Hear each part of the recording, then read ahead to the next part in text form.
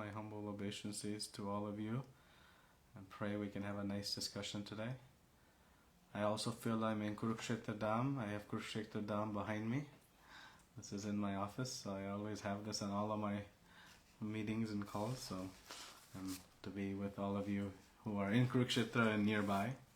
Thank you for allowing me to be with all of you today. I'm honored and privileged. So, Prabhuji has asked me to speak about His Holiness Gopal Krishna Goswami Maharaj, and specifically about executing so many services with a mood of professionalism and with great sensitivity, and how we can be inspired to also carry on the mission of Srila Prabhupada and Maharaj in a way that we can become very accomplished, but yet do it in a very Vaishnava way. So it's a very sweet topic, and I'm very grateful for the opportunity to speak a little bit on that. I wanted to just read one verse from Chaitanya Charitamrita. This is from Adi Lila, chapter 1, which talks, the first chapter is about spiritual masters. And I thought this purport was nice to set the framework for our discussion today. So I'll just read the verse translation and purport, because the reciting back and forth might be a little bit difficult. So this is again text number 44 of Adi Lila, chapter 1. Yadyapi amara gura chaitanya radasa tatapi janaye amitanhara prakasha. Translation. Although I know that my spiritual master is a servitor of Sri Chaitanya, I know him as a plenary manifestation of the Lord. Purport. Every living entity is essentially a servant of the Supreme Personality of Godhead, and the spiritual master is also his servant. Still, the spiritual master is a direct manifestation of the Lord. With this conviction, a disciple can advance in Krishna consciousness. The spiritual master is non-different from Krishna because he is a manifestation of Krishna. Lord Nityananda, who is Balaram himself, the first direct manifestation or expansion of Krishna, is the original spiritual master. He helps Lord Krishna in his pastimes, and he is a servant of the Lord. Every living entity is eternally a servant of Sri Krishna Chaitanya. Therefore, the spiritual master cannot be other than a servant of Lord Chaitanya. The spiritual master's eternal occupation is to expand the service of the Lord by training disciples in a service attitude. A spiritual master never poses as the Supreme Lord himself. He is considered a representative of the Lord. The revealed scriptures prohibit one pretending to be God.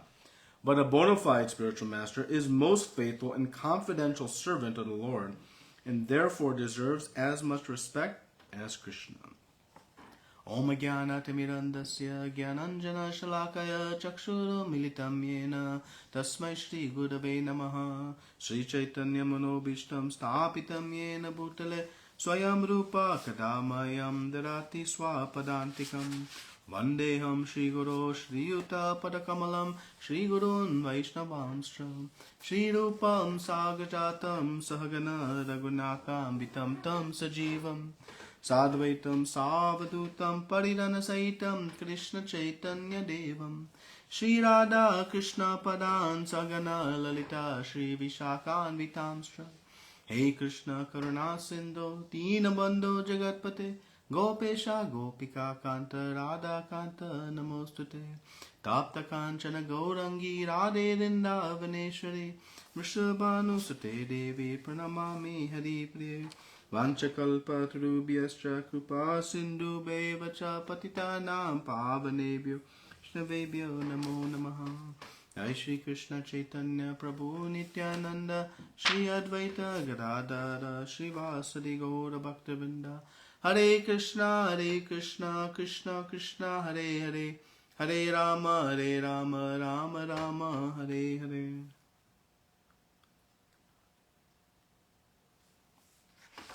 Hare Krishna. So this topic, I'll speak for maybe 20 minutes or 30 minutes, and then we can also take some questions and answers. If that's okay, Prabhuji? If that's okay by you? Yes, Prabhuji. Okay. So, this topic of speaking about the effectiveness of His Holiness Gopal Krishna Goswami Maharaj is a very sweet topic for my heart. So I'm very grateful for the opportunity to try to speak a little bit about what I observed in Guru Maharaj's practice of devotional service, and it's a perfect role model for all in the future to follow. So, effectiveness is about getting things done. And highly effective people are able to get things done in a way that inspires others. And what we see in leadership, the great kings in Srimad Bhagavatam, one thing we see is that they were all, in some ways, reluctant leaders. Meaning that they were leading not out of a deep desire to be in that position, but they were performing that duty as a service. Yudhishthira Maharaj is a great example, where at the end of the Mahabharata pastime, Krishna had to bring Yudhishthira Maharaj and the Pandavas in front of Bhishma Pita to inspire him to take on this service of ruling. When leaders, they rule out of their own desire or their own passion for that power, that is where we see the principles of leadership start to break down. But those who lead out of a sense of responsibility and a sense of service, they become the best leaders. And we have many great examples of that in our Shastric history. The great kings presented in Srimad Bhagavatam. Of course, we see Srila Prabhupada. He performed this great mission in a very bold and grand way. But he was doing it exclusively as a service to his spiritual master. And we see the same quality in His Holiness Gopal Krishna Goswami Maharaj. Everything he did, it was in service to Srila Prabhupada, and it was in following his instruction to a T. So when you see Guru Maharaj's life, it is a walking example of Srila Prabhupada's instructions. Everything he did, from the very big, establishing temples in different places, printing books through the BBT, establishing that in India, to distributing millions of books, to the very small things, though not unimportant. How he dressed, how he performed his different aspects of devotional service, how he carried out his guidance of his disciple. These things, everything he did was a direct instruction from Srila Prabhupada. And therein lies the source of his potency. See, in a simple example, if I have a hand, and if my hand is very skilled in performing, some act, maybe very skilled in drawing, or if my hand is very, very skilled in performing a delicate surgery that can save a life, this hand is very valuable and very powerful. It can do some amazing things. But as soon as his hand becomes disconnected from the body, it has no value. It has no function. So similarly, Guru Maharaj's potency, his capability to perform such extraordinary services, it was based on his connection to Srila Prabhupada and to the whole Guru Parampara. And this is the instruction for all of us. Because we discuss Guru Maharaj's potency and his experiences as a way to inspire our action. So how do we carry forward this mood, right? And I wanted just to reread one of the statements that Srila Prabhupada makes in this purport. He says that the spiritual master's eternal occupation is to expand service. I think, okay, yeah. Let me restart. There was some background noise. So the spiritual master's eternal occupation is to expand the service of the Lord by training disciples in a service attitude. So this is the duty of the spiritual master, is to train the disciples in how to serve the Supreme Lord. And so, Guru Maharaj's life is an example for all of us in how to actually render our devotional service. The effectiveness of Guru Maharaj is undeniable, right? We know by just pure objective measures. He's opened more temples than anyone for Srila Prabhupada. He's distributed more books than anyone for Srila Prabhupada's happiness. He's distributed more prasadam than anyone. So the results are clear. That is from a purely objective. And now the interesting opportunity for all of us is to meditate and contemplate on what were some of the ingredients to how Guru Maharaj was able to become so effective in his spiritual service to Srila Prabhupada.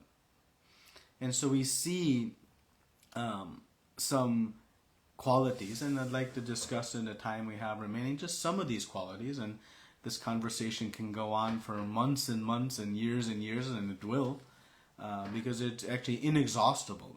But we'll pick a few. What led to Guru Maharaj's, potency and capability to serve in such a way, and specifically this mood of professionalism and sensitivity. I wanted to focus on that since Abhishek Gopinath Prabhu asked me to speak specifically on that. So the effectiveness in leadership is not about being a dictator, but it's in fact about inspiring. Again, leadership. What is leadership? It's the ability to get people to follow when they have a choice not to. That's real leadership. Because it's easy to get somebody to lead and follow you if they have to, if they're forced to. But real leadership is when you can get somebody to follow when they have an option not to. And one of the things that we see in Guru Maharaj's interactions with his disciples and with everyone, is that he gave constant instruction. But even when there were deviations, he did not exert this force. But in fact, his force was his own actions. So Guru Maharaj was extremely skilled, and he practiced what he preached. If you ask any well-wisher of Guru Maharaj, will know, right? What did he ask us to do? Chant our rounds every day nicely, read Srila Prabhupada's books, perform practical service in the temple. Right? These were his instructions. And if we see how disciplined Guru Maharaj was in those activities himself, his sadhana is impeccable. If you read the glorifications by his godbrothers, the one common theme you'll see was his impeccable sadhana. His determination to attend Mangalarti, and as we know, in most cases, perform Mangalarti. It was a rare occasion. You could almost set the world clock, to Guru Maharaj's arrival on the altar. It was so steady and consistent. He was extremely disciplined in that regard. His chanting, his going for daily walk, his deity worship, his own personal deity worship, even things down to his own diet. He's maintained very strictness. So we see that Guru Maharaj was, very disciplined in his practice. And so, while he didn't enforce discipline upon all of us, he was often very soft and trying to encourage.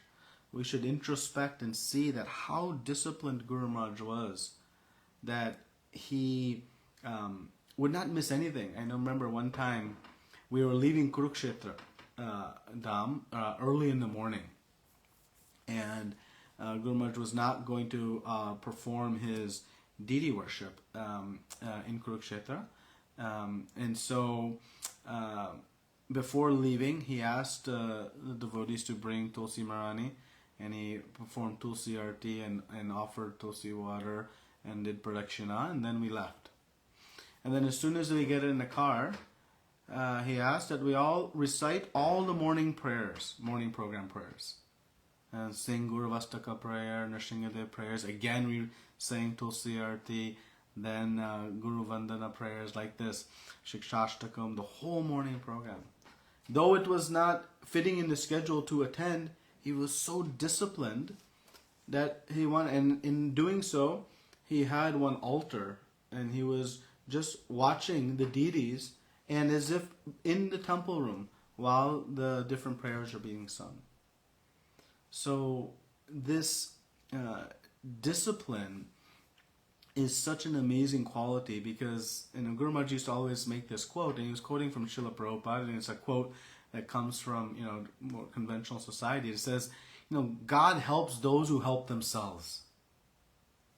We see this in Bhagavad Gita, Ye Tamam Prabhadyante Tam Sataiva Vajamyam, that when we put forth disciplined effort, Krishna reciprocates. Of course, our ability to perform any real service is very small. We are tiny, infinitesimal, sparks. But when whatever limited capability we do, when we perform our seva with strong, disciplined effort, unwavering, yes, when obstacles come, changes in our schedule come, different hurdles come, when we remain disciplined, Krishna sees that and reciprocates and empowers. And that we say this with Guru Maharaj. His discipline was a great source of his capability to perform these extraordinary services. So it's, sometimes we think it's these mystical, capabilities. Yes, Guru Maharaj had amazing mystical qualities, like his intelligence. He was the most intelligent person I've ever met. And on so many dimensions. Intelligence in just memory. Rote memory. He was like a photographic memory. Intelligence in, he knew 5, 6 different languages. He could comprehend vast amounts of information quickly. He understood people in a way that was very, very rare. So he had all these qualities. And maybe we cannot emulate those. We're not gifted with such abilities. But things like discipline is something that we can enact in our own daily sadhana, in our own daily practice of service. So bringing consistency into how we do things is a great opportunity for us to follow in the footsteps of Guru Maharaj. One of his other amazing qualities was his extreme humility. And we often don't associate one who is able to accomplish extraordinary things on a global basis and overcome so many challenges as someone who is being humble, right? We often associate humble sometimes with weak or meek, or sometimes we associate humble humility with being reserved or maybe in the backside or passive. But that is not humility. Humility is about having this accurate understanding of who we are. That we are this tiny spark that is part and parcel of the Supreme Lord. But by the mercy of Guru, we can perform some service. So, humility, it brings one to perform great things. But they understand who is the source of that potency. And you saw this in Guru Maharaj. And this humility is the true attractive characteristic. It is the characteristic that becomes very magnetic. There's a great author who's written a book in the modern business world who talks about humility as being one of the two key leadership principles that define great leaders. And we know that this comes from our Srimad Bhagavatam, right? That this humble disposition is what leads to effectiveness. So, we should not confuse humility with, being, reserved. One can be very bold in their service, but at the same time be very humble. And bold does not mean being disruptive to the views of others or disruptive to others thinking, I am doing my service and these other services don't matter. This is about being, doing our service in a way that is in service to Guru Parampara. And Guru Maharaj had this great quality of extreme humility. He never did his service in a way that was disruptive to others. It reminds me of one story that I heard that Srila Prabhupada was taking massage one day, and a devotee was plugging in a warmer to heat some oil to give massage to Srila Prabhupada. And on the other side of this wall, there was another plug. So these two plugs were plugged into the same circuit. And there was a devotee that was preparing Srila Prabhupada's lunch. So every time the devotee would plug in the warmer for the oil, it would trip the other circuit and the stove would shut off. So the devotee would tell, the cook would come, who was cooking, and said, hey, I'm cooking for Srila Prabhupada, and he would unplug that oil heater and then go back into the kitchen to try to finish cooking chapatis. And of course the devotee was trying to, perform his service to Srila Prabhupada in massage, would plug it back in, and then the stove would go out, and the devotee came back in a second time, plugged it out, said, don't do this. So they started getting into an argument in front of Srila Prabhupada, and he says, if you do it one more time. And so the devotee went back into the kitchen, and the servant who was massaging Srila Prabhupada plugged in the oil again, and it tripped. And then the third time the devotee came, and they started fighting. They were physically fighting. Now they both were fighting to do their service. Right? They were trying to do their service. And Srila Prabhupada stopped them. This is happening right in front of Srila Prabhupada. And Srila Prabhupada made a very powerful statement. He said, we should do our service in a way that does not disrupt anyone else's service. Sometimes we get so emphatic in doing our service. We don't care about anybody else. And we run over others. So in our mood to maybe think, I want to offer something great to my spiritual master, to Srila Prabhupada, to ISKCON. But at the same time, we should be extremely careful how our service and rendering may be affecting others. And we see this with Guru Maharaj. He performed so many amazing services. Yet, he did it in such a kind and gentle and loving way. He always encouraged everybody to render service. He never thought, this is my project, this is your project. He would get called so many times to solve big, big issues and big, big challenges in areas that were not even his zones. And he would not think, oh, that is not my zone. I'm focused on my service. I'm focused on my... No. He said, let me help wherever he could help. So this being bold and assertive in rendering our devotional service is a great quality, but it should be done with great compassion and concern for everyone's performance of service. And Guru Maharaj never, judged his service compared to somebody else's service. I don't remember if I told this pastime in Kurukshetra when I was there, but I'll tell it anyways again if I did. Forgive me. But this one time I was in Mayapur, and we had gone to Ekachakra Dham, Lord Nityananda's appearance day, and we were returning, and I found out that Guru Maharaj was coming to Mayapur unexpectedly. He was coming like 2 weeks early. There was some big problem in Mayapur, and so he was coming early to settle it. Like anywhere, anytime there was a big problem, Guru Maharaj would be called to render his service, because he had such supreme intelligence in being able to address and fix these problems. And even in that circumstance, I'll take a slight detour from where I was going. I'll come back in a second. When Guru Maharaj would be called to solve some problem, he handled it with such grace. He would hear every side of the situation and then take action. He would never take sides.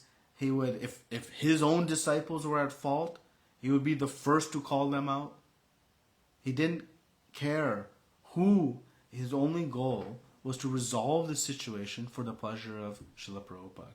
So he would, be very thoughtful and planning in his decision making. He would not be impulsive and just jump to a conclusion. Sometimes we in our emotional state just jump to conclusions. If you see, when Guru Maharaj was presented with things, he would be very methodical, very thoughtful, and measured in his approach, and then decisive. He would make a decision, and then he would be extremely decisive in holding that truth.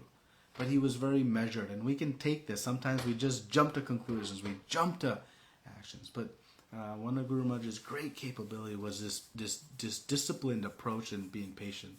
So anyway, so he was called to Mayapur to solve this problem.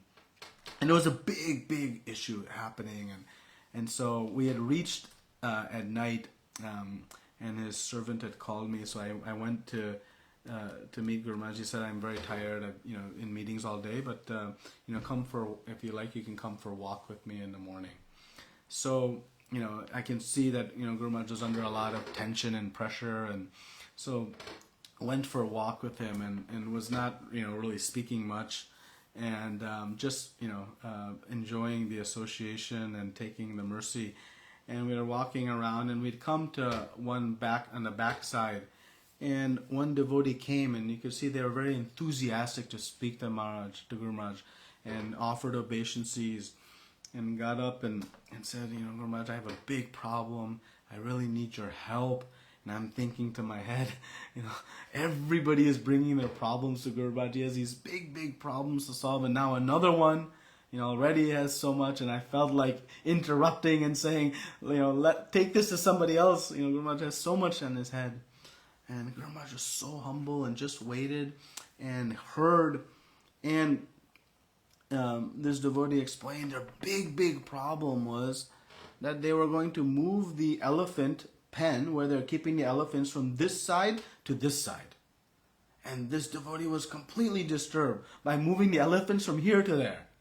And I'm thinking, they are consuming Guru Maharaj's time in this silly of a matter.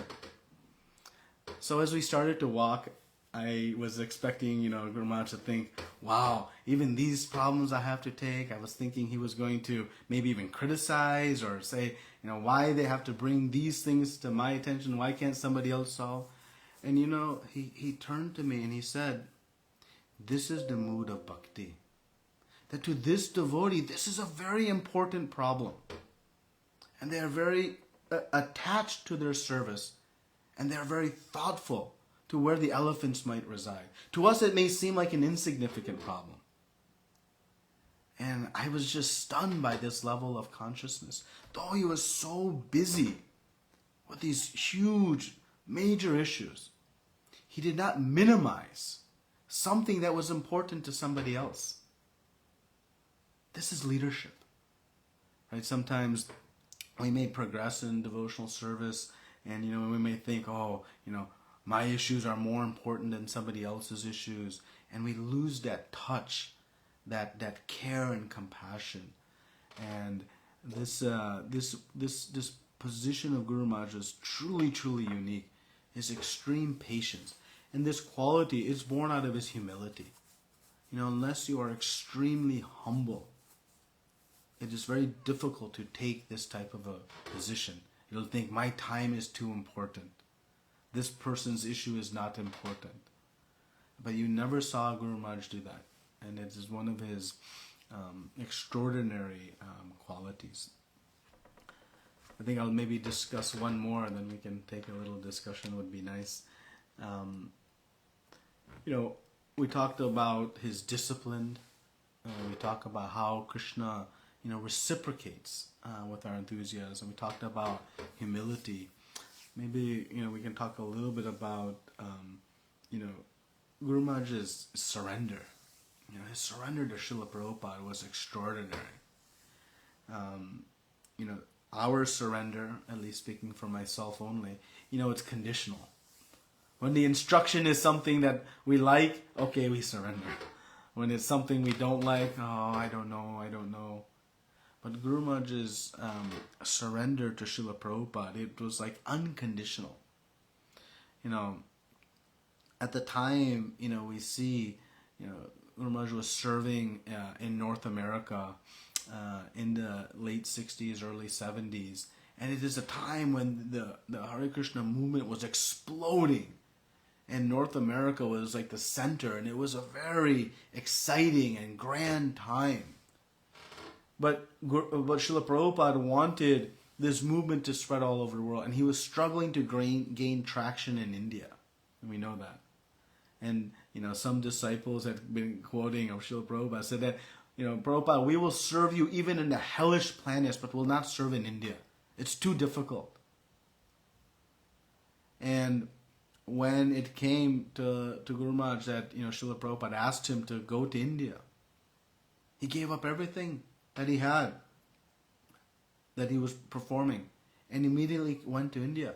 And today we see India is like the crown jewel of our ISKCON movement. So much preaching. I just seeing on this call today how many amazing devotees are here, India. But that was not the case back in the 70s. It was a very difficult time to preach.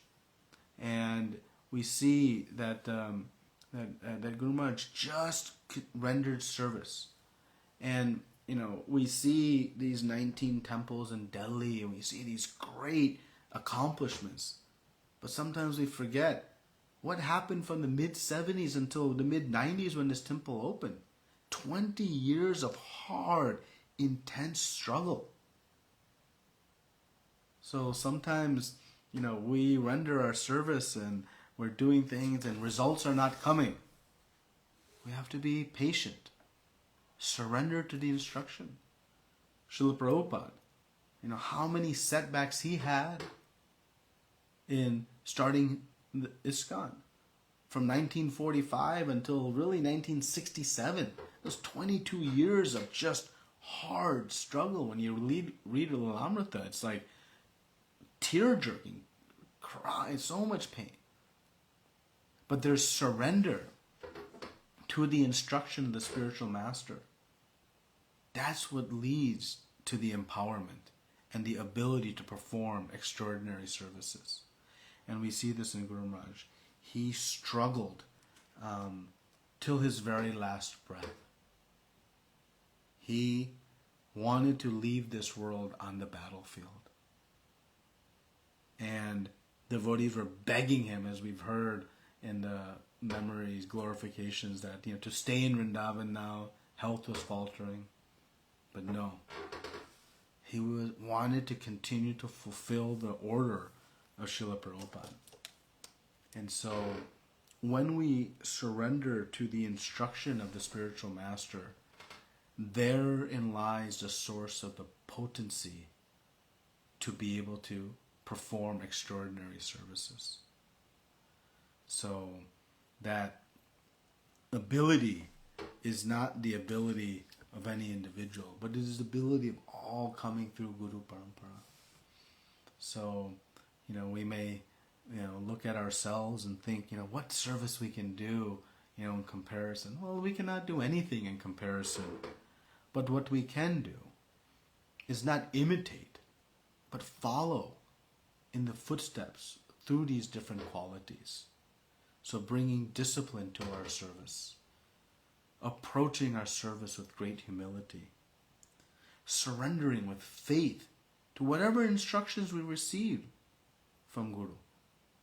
By doing that, we'll also gain some potency to perform service. And we'll know then what is the source of that potency. It is not ourselves, but it is through our Guru Parampara. So this is how we can carry out our service with great professionalism, with great sensitivity to others, yet move this mission forward. We see in Guru Maharaj's will.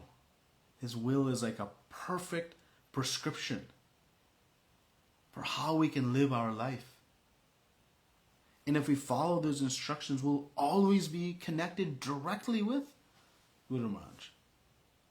While we are feeling great pain and separation, by studying what he wanted us to do, we can have perfect unity with him.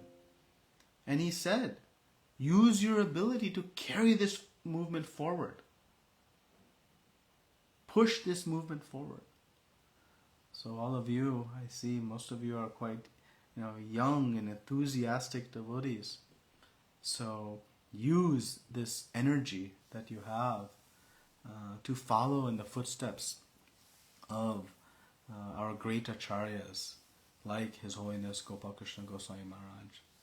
And if we do, we can render some small reciprocation to the gift we receive from him in helping him advance the movement of Srila Prabhupada. Because as Prabhupada wrote in this purport, that is the mission of the spiritual master, to engage and train the disciple in the service of the Lord. So let us meditate on a few of these qualities, and like I said, it's just scratching the surface in these qualities of how to perform service. Srila Prabhupada ki jai. Srila Gopal Krishna Goswami Maharaj ki jai. Do we have ability to take some questions or any comments? Because yes, Prabhuji. I'll open. Oh, thank you.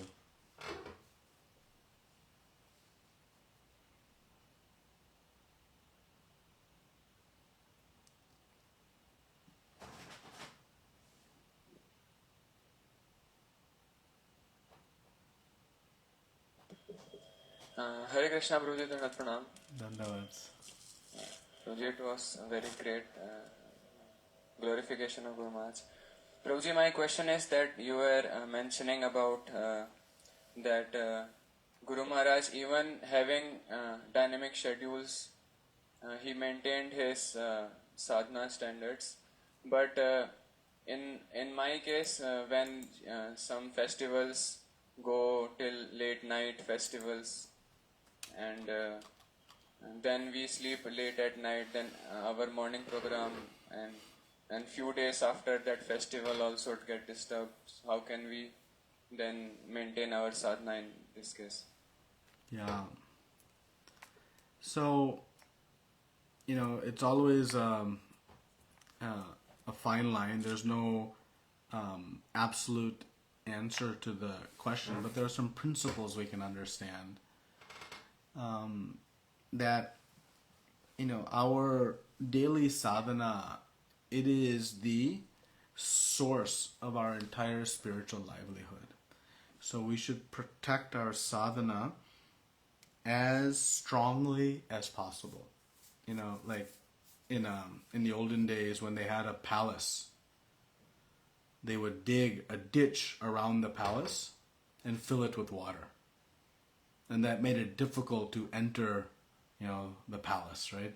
The fort, they call it a moat. So that made it very difficult. So we should do that with our sadhana. We should put a moat around our sadhana, meaning we try as hard as we can not to let anything interrupt our sadhana. And that should be our daily disposition. That, yes, if I have an exam, I have some big project, I have something, even that, I'll still try to my sincerest effort to protect my sadhana.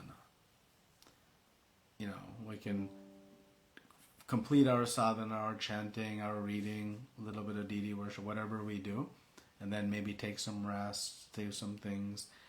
That's should be our principle. Now, we at the same time should not be fanatical.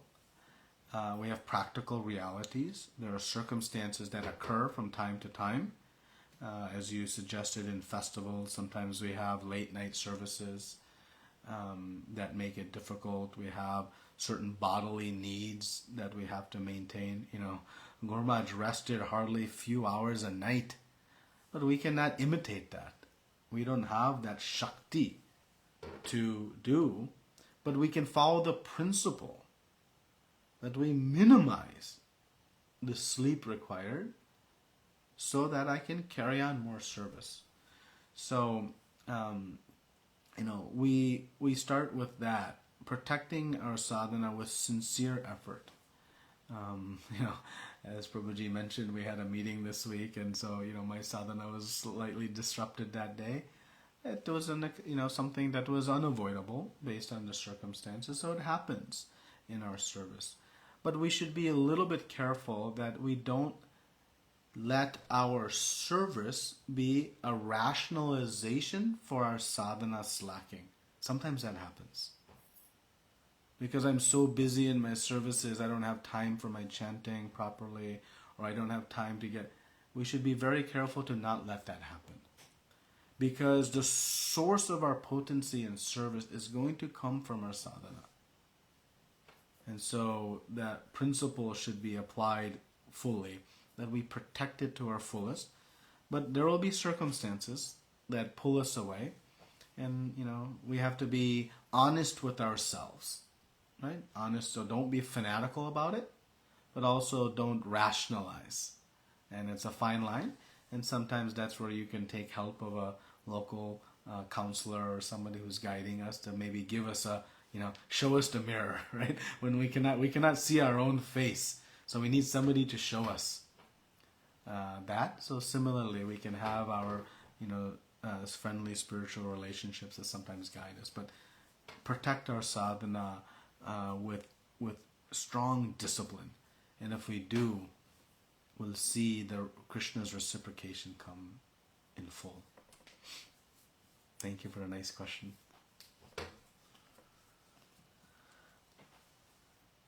So as we are talking about late night festivals and programs and events and services, just for the information for all the devotees, it's almost 10:40 in Detroit where Prabhuji is right now. 10:40 p.m. For our class, Prabhuji is extending, and I'm very sure he's right there. And tomorrow morning, tomorrow again we'll have a long meeting. So tomorrow again Prabhuji is going to go late night because of a construction meeting. Hare Krishna. Hare Krishna. Thank you, Prabhuji. I had one question. Yes. So Prabhuji, you mentioned that effectiveness means getting things done in a way that inspires others, and we see from the life of Guru Maharaj, that he did that. But you also mentioned about that Maharaj was very much sensitive to others. So the striking the right balance that you do it professionally, getting it effective also, and yet others are not disturbed, and they are like the sensitivity part is. So how do we balance that? Yeah. And Honestly, how did Maharaj get that? it takes great purification of heart to be able to do that. One, when there is humility in the heart, the sensitivity is natural. Right? So when one is naturally humble, the sensitivity is a natural instinct. One doesn't have to try to be sensitive, because they always see themselves as not, lower, and not, no opportunity to transcend others. So that sensitivity, it comes from the natural disposition of humility. And of course, where does humility come from? That's the next question. From good sadhana. As we purify the heart, the natural disposition of the living entity is to be extremely humble. So, now that's the big picture. In maybe some practical tips. Sensitivity comes when we understand others' perspectives, right? So let's say we are trying to do some service and someone else is trying to disrupt that service. And now what to do? We can overrun them, conquer them, defeat them, push them out of the way so that our service can carry on forward. That's one option. That's not the option Guru Maharaj took. Right? So what he understands that why this person is disturbing, it's due to conditioning of the heart. Right? There is some conditioning there that is leading that person to there. So, Guru Maharaj would often, engage with those people who are also becoming very disturbing and try to pacify them. He would use, in Srimad Bhagavatam, there's, the different principles of how to pacify somebody. Sometimes you give them a position, you promote them, and you kind of, in an indirect way, get them out of the way. Sometimes you have to admonish them. Sometimes you have to, just glorify them. There's different ways. But one carries empathy. They understand that the source of this issue is the conditioning of the heart. That's it. So one doesn't take animosity to the person. One remains compassionate to the person, even who is causing disturbance to us.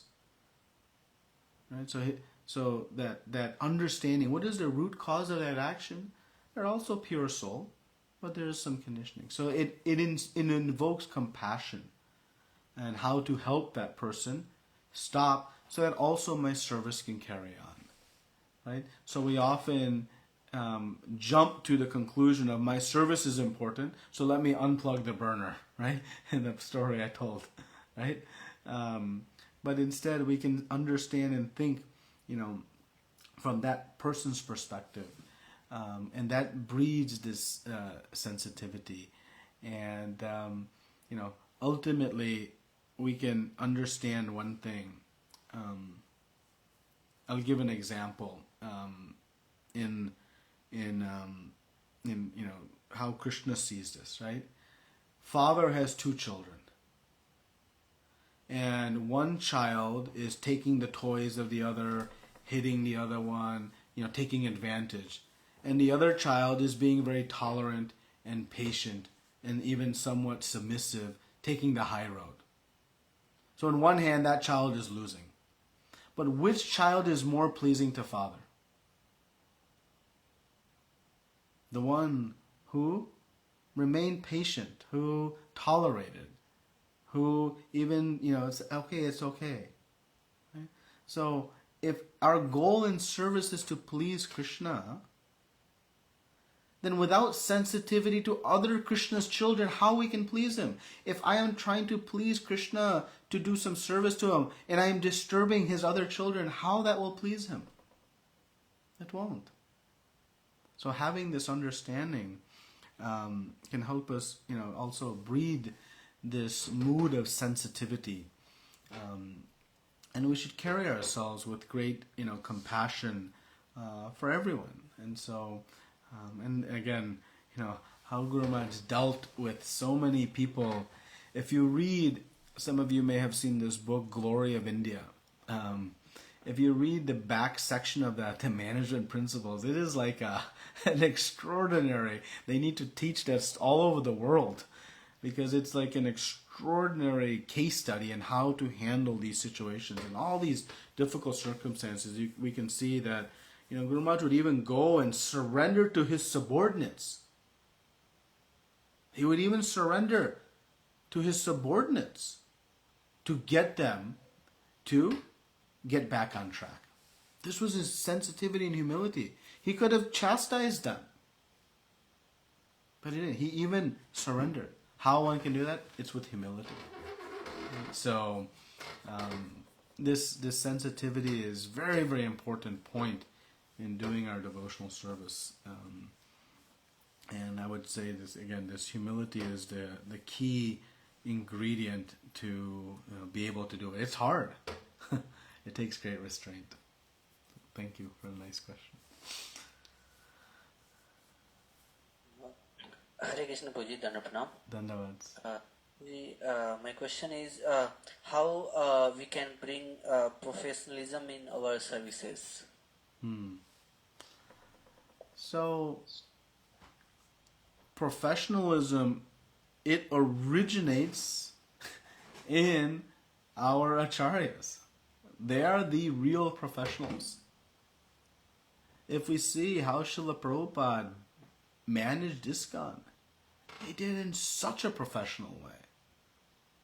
He was an extraordinary accountant. If you look at his early accounting books, every penny of paisa was accounted for. And this is in the very early days. And that grew. He was very, very principled. He was a great businessman. Ironically, for our benefit, he failed as a pharmacist. Yet, one pharmacy he could not manage in external vision. Yet he managed this global organization that at the Haiti was bringing in millions and millions of dollars. But with such amazing management principles, he was able to orchestrate that movement. He had, extreme professionalism. How he expected people to handle themselves. If he made a commitment to somebody, he never broke it. If he said, I'm going to pay you this much money on this date, he would make sure that it was done. He held his word. So, sometimes we think in the practice of spiritual life, we can be duplicitous, or we can, try to cheat somebody to save some money for Krishna. Krishna doesn't want our money that way. We should handle ourselves honestly. Srila Prabhupada would said that, you are representing spiritual culture. You should carry yourself to the highest of morality. Right? And as we see with Guru Maharaj, how he dealt with everything he did in such a professional and transparent way. So, this professionalism, it actually originates in our Vedic culture. And I can tell you, I now teach at a local university here. I teach a business course on entrepreneurship, and I've never read really any business books.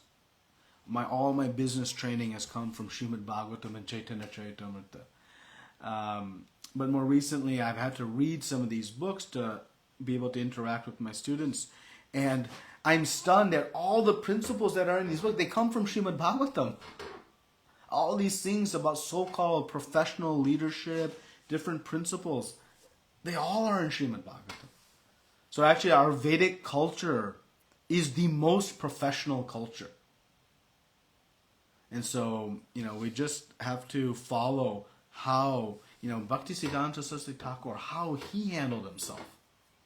A sannyasi coming from from Mayapur and going into Calcutta, he was interacting with the big people, and how particular he was.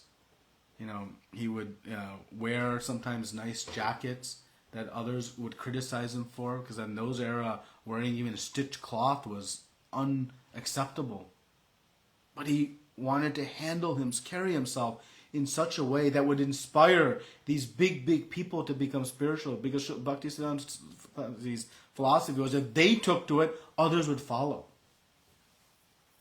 The programs, Bhaktisiddhanta Thakur was adamant that whenever a festival took place at one of the mutts, that everything should be done. Nice decorations should be there. All the guests should be received and treated very nicely and warmly. Prasadam should be very opulently served. All these things that we see Srila Prabhupada enacted, actually he got that from how Bhaktisiddhanta Saraswati Thakur used to run the Gaudiya Mutt in India. So this idea of professionalism, it comes into our Guru Parampara. It's how things are done. So we also should approach our way, approach our service again without being non-duplicitous. We should not be in this cheating mentality. We should operate with transparency, respect for all, courtesy, but also disciplined, focused. Putting in place these principles of responsibility, of accountability. These are all positive things that can help us carry forward this movement. And again, Guru Maharaj and Srila Prabhupada, they are two shining examples of professionalism, and we can see the effect. But professionalism does not mean, heavy-handed. I hope that helps. Hare Krishna, Prabhuji. Hare So Krishna. there's one question online, one devotee has shared. So he's asking that how can we increase surrender to the instructions of the spiritual master, especially in those part where it is difficult to follow, which you mentioned. Yeah. So when we follow the difficult instructions, that's the real test, right? It's easy to follow the simple instructions. Take prasadam every day. That instruction we can surrender to. But rise early in the morning and chant our rounds, read Srila Prabhupada books daily, go out and preach, those sometimes can be difficult. So we should remember that the instruction also comes with mercy. How many of us want the mercy of His Holiness Gopal Krishna Goswami Maharaj? If we want the mercy, where do we get it from? It's in His instructions. In the instructions are the mercy. So if we want it, when we surrender to the instruction, what are we doing? We are bringing that into our heart. So we should make these instructions the life goal of us. And if we do, then we'll get that mercy of the great acharyas in our movement. So that surrender, it comes with the confidence. A baby has no difficulty surrendering to mother. Why? Because she has no choice. Baby's whole existence is in the arms of mother. Actually, we have no existence also without the mercy of Guru. Without the mercy of Guru, we have no hope to obtain the mercy of Krishna. Of course, without the mercy of Krishna, we have no hope to attain mercy of Guru, as we see in Chaitanya Charitamrita. So, the surrender to Guru's instructions occurs when we realize, without Guru, we have nothing. We have absolutely nothing. And when we realize that, then surrender becomes easy. And when we surrender to the instruction, then we will have and bring the mercy of Guru into our hearts. So this is the principle of surrender. Of course, Bhaktivinoda Thakur gives us, the 6 principles of Sharanagati, which we don't have time in this discussion with another class, but these 6 principles of surrender that Bhaktivinoda Thakur wrote about, very, very powerful to help us invoke this mood of surrender. So, thank you for that question. Thank you very much, Prabhuji.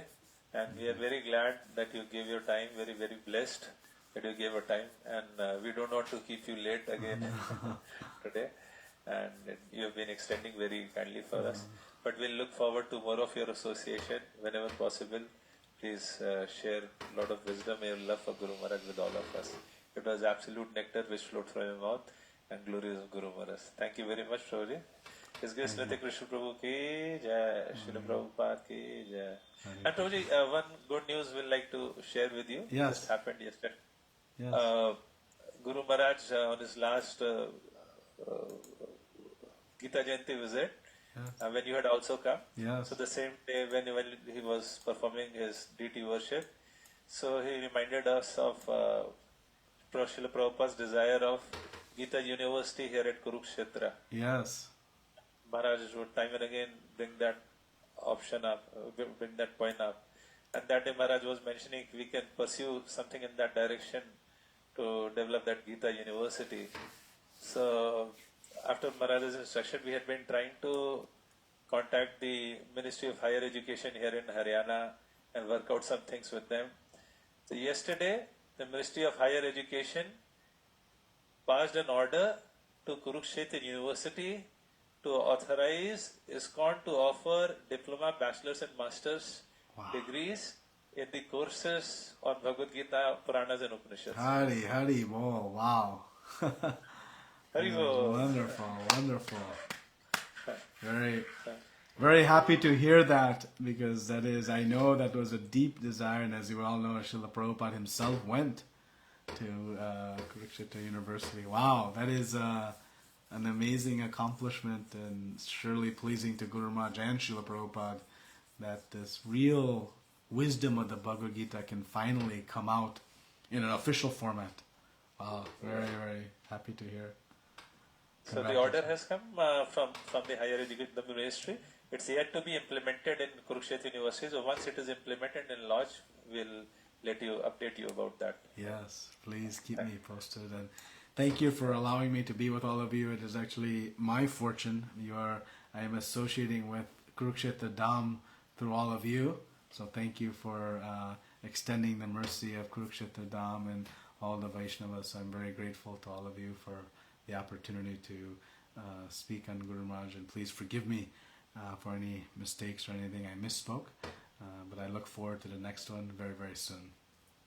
Thank you very much, Prabhuji. Hare Krishna. Srila Prabhupada ki jai. Hare Guru Maharaj ki jai. Jai Ho.